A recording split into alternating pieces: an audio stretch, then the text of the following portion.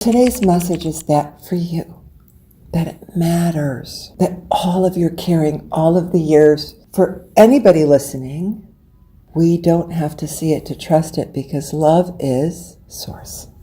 Love is God. Love is creator. Love is mother, father of the universe, of all creation. We don't know where we are right now, and we're searching.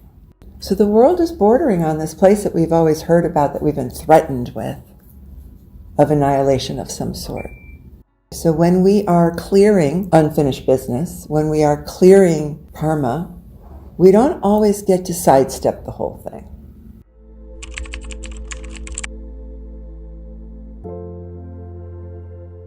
Where are we? We don't know this world. Not in our lifetime.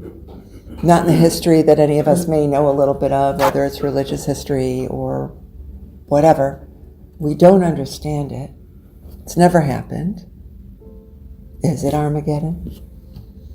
Could be. What does that even mean? Because the world's different from when it was. So every now and then I'm called to hear his channeling again. And it's interesting because I listened to my guru.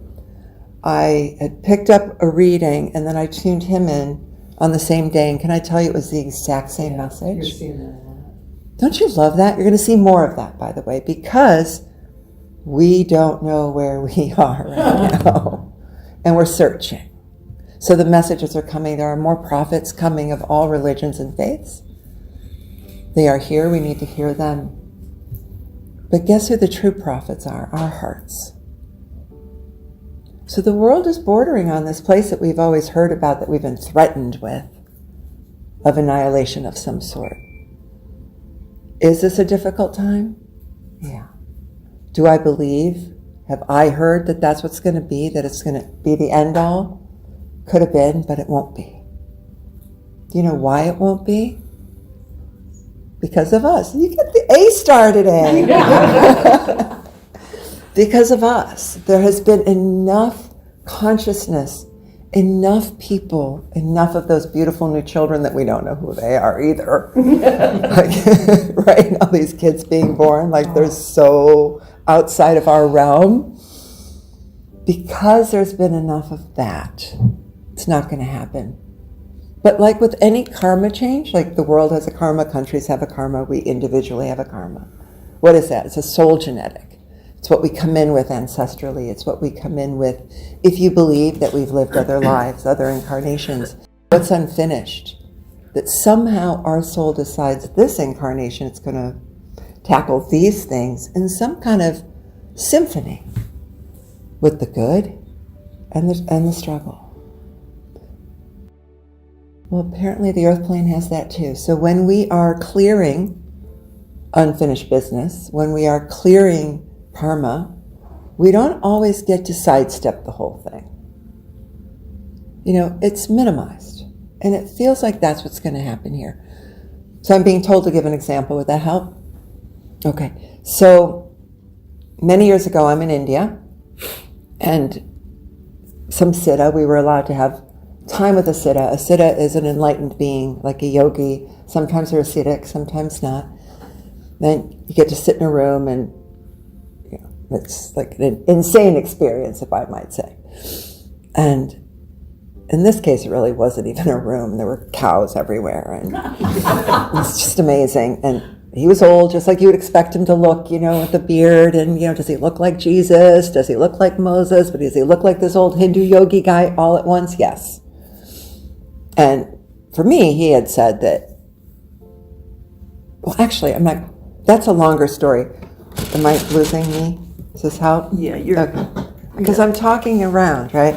So my story is too long. I'm going to give you the shorter story. My cousin, she'll allow me to tell the story. So he had told her that she's going to lose her knees and that there were specific prayers and specific remedies that she could do. And then he blessed her and, helped her release herself of that karma. She leaves there. We get on a bus. She falls down the steps of the bus and hurts her knees. Both of them. And our guru turned around and looked at her and goes, now you don't have to break them. Minimized. Yeah. You see? Does that a good example? I like that one better than mine. Mine's too intricate, too many layers. And to this day, every time she bumps against herself, I'm like, remember your knees, because the whole bus saw we had witnesses. This is what we're talking about. This is where we are. So is there going to be pain and hurt? Like, she was hurting for a couple days. She like bam, bam on the bus steps. But they didn't break. She didn't lose her knees. You see. So we are in a difficult time. Minimized because of us. Why is that important? Because we don't get enough credit, number one. But also, we don't often realize that seeking our own truth, that seeking our own breath in our heart, that choosing more compassion for self first, hopefully, and other, that it actually makes a difference on a scale that we cannot see. And today's message is that for you. I don't know who that is, but it's a she. Wants you to know that it matters. That all of your caring, all of the years, for anybody listening, we don't have to see it to trust it, because love is source. Love is God. Love is creator. Love is mother, father of the universe, of all creation. It is what strings are made of. It is what matter is made of. It is what we are made of. We have lived what the Hindus call the Kali Yuga. If anybody's familiar with that, it is a yuga of suffering. It is the era of suffering. Thousands and thousands and thousands of years of suffering. Man has been killing man. Human has been killing human since the beginning of